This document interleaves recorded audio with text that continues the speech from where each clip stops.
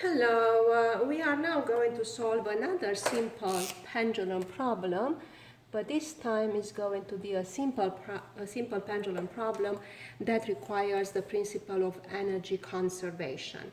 So we have the same simple pendulum that we've seen in the previous problem over here, which consists of an object of mass m called Bob. The mass is given, that is attached to a rod of length L, which is also given, and it's being displaced from its equilibrium position up to point A at an angle theta with respect to that equilibrium position. So point A is going to be the point at which the object is elevated to and held into place until it's let go, and then it's going to start its harmonic motion, right? And then we are required to calculate the speed of the object when it passes through its original equilibrium position. So in other words, how fast does the object go when it goes through B? So remember, the energy conservation strategy is to pick 2 points along the motion of an object, set the energies at those 2 points equal to each other. That's in the absence of friction, and there is no friction or there is no air resistance in this problem, so therefore that is the strategy we are going to apply. So we picked point A and we picked point B over here, and let's go ahead and look at the energies at these 2 points. In order to consider the potential gravitational energy, we need to have a level of reference. So I'm going to consider the level of reference to be this over here, which is the horizontal line that you see there. Remember to always label it LOR. And therefore, because point A is above the level of reference, we are going to have potential gravitational energy there. But remember, at point A, the object is at rest. It's being held there before it's let go to start moving. So the velocity here is 0, but the object is above the level of reference. So therefore, at point A, we're going to have UGA. No kinetic energy though. At point B, so as the object is let go from here and starts moving in this direction, at point B it's going to be moving. That's what we want to find out, how fast it's moving there.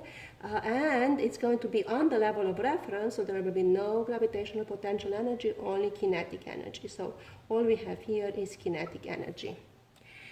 So then we now have to set them equal to each other. Remember, there is no air resistance here, so nothing to worry about in terms of non-conservative forces.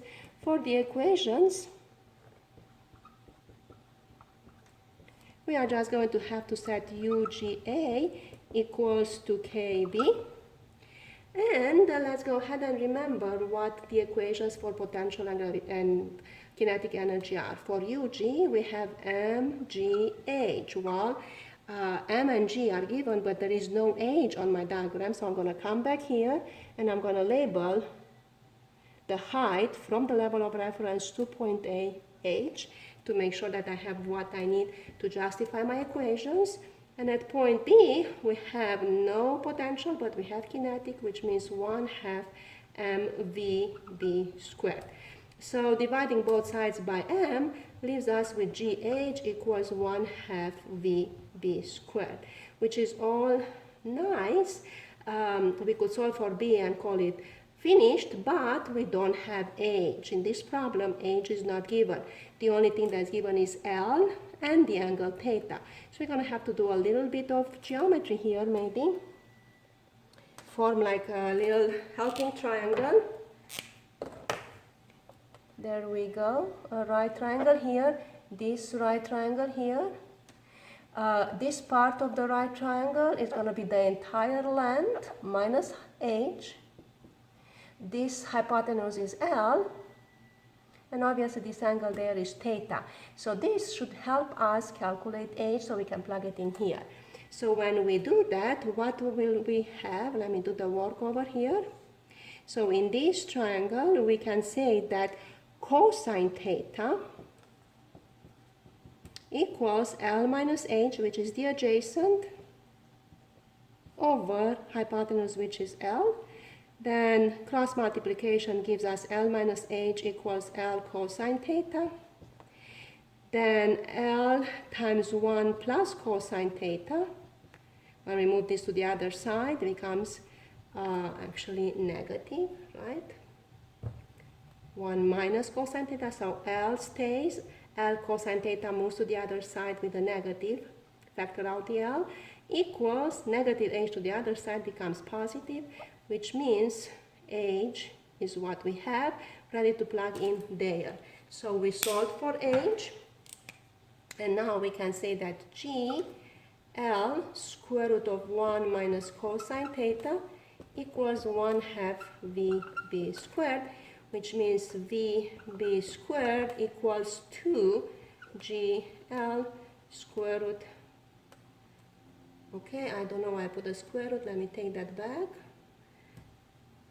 Not just yet, right? Because I have the VB squared. I apologize for that. So again, VB squared, I didn't take the VB, the square root of that just yet. So there we go. GL 1 minus cosine theta. G from here, L times 1 minus cosine theta from here equals 1/2 VB squared. VB squared is 2GL 1 minus cosine theta, and now we take the square root to get VB, 2GL 1 minus cosine theta, circle that, and that is how fast the object moves when it comes through point B. Thank you.